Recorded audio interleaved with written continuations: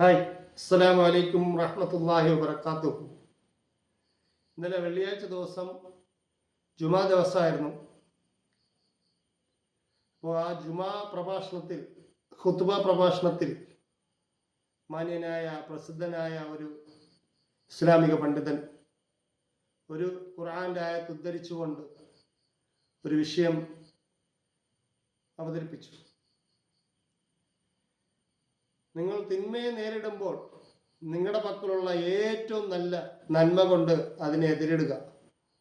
ഇത് ഖുർആനിൽ അല്ലാഹു തആല പറഞ്ഞ കാര്യമാണ്.